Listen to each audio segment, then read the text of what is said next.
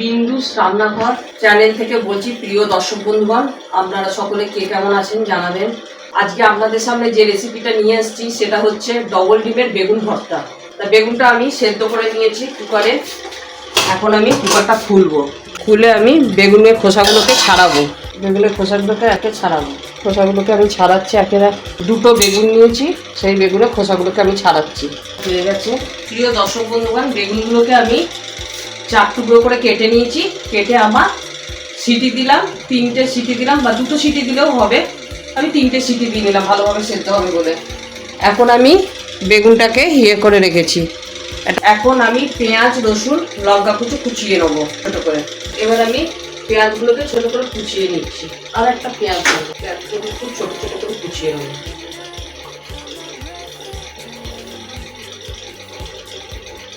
এবার আমরা রসুনগুলো কুচিয়ে নেবো।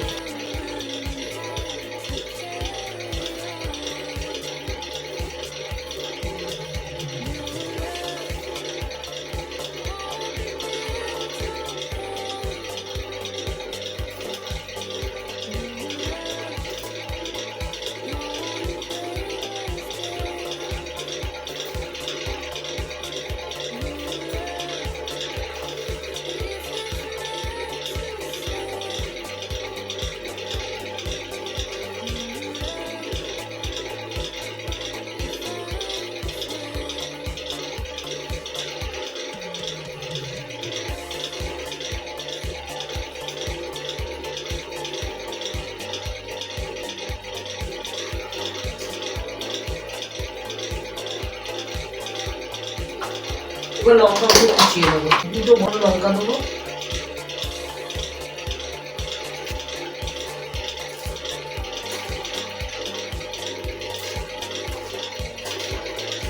কাঁচা লঙ্কা 2টো বড় বড় কুচিয়ে নেবো।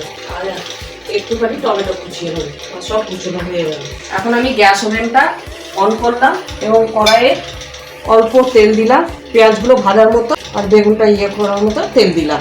খুবই অল্প তেল দিলাম। এবার পেঁয়াজ রসুনটা তেলটা আমার গরম হয়, তখন আমি বেগুনটা হাতে করে একটু করে মেখে নেবো। তা বেগুনটা মাখা হয়ে গেল, কড়াই তেলটা আমার গরম হয়ে গেছে। এবার পেঁয়াজ, লঙ্কা আর রসুন কুচনোটা দিয়ে দিলাম। একটু নুন দেবো।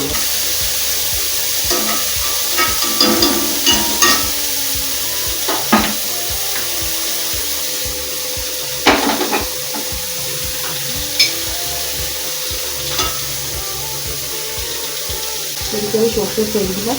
আমার যেহেতু বেগুনের পরিমাণ অল্প আছে, যেহেতু একটা ডিম দিলে হয়ে যায়, কিন্তু আমি 2টো ডিমই দেবো, তাহলে একটু বেশি পরিমাণে হবে, খেতেও টেস্টি হবে। একটা ডিম দিলাম আর একটা ডিম দিলাম। আমার রসুন পেঁয়াজটা ভাজা হয়ে গেছে। এবার আমি টমেটোটা দেবো। কড়াই টমেটোটা দিলাম।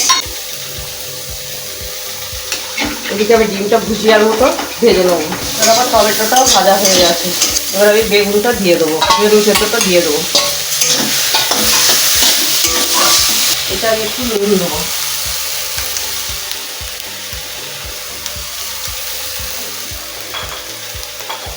সামান্য একটু নুন দিলাম, যেহেতু আগে একটু নুন দিয়েছিলাম পেঁয়াজে। এবার আমার ডিমের ভুজিয়াটা হয়ে গেছে। গ্যাস ওভেনটা বন্ধ করে দিলাম।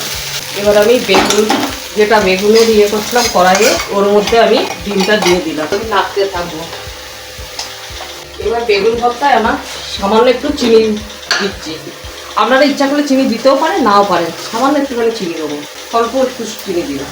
এখন আমার বেগুন ভর্তাটা হয়ে গেছে। এবার আমি গ্যাস ওভেনটা বন্ধ করে দেবো। গ্যাস ওভেনটা বন্ধ করে দিলাম। এবার আমি কড়াই থেকে বাটিতে ঢালবো। এখন আমার বেগুন ভর্তাটা পুরো কমপ্লিট হয়ে গেল। দর্শক বন্ধুগণ, বিন্দুস রান্নাঘর চ্যানেলটিকে লাইক, শেয়ার এবং সাবস্ক্রাইব করে দেবেন। আর রেসিপিটা কেমন হলো, বেগুনের ভর্তা রেসিপিটা কেমন হলো আপনারা কমেন্টে জানাবেন। আপনারা এটা বাড়িতে ঘরোয়া উপায় বাড়িতে করে দেখবেন। খুবই ভালো রেসিপি, ভাতের সঙ্গে এবং রুটির সঙ্গে, দুয়ের সঙ্গেই খাওয়া যায়। এইভাবে করবেন, খুব সহজ উপায়।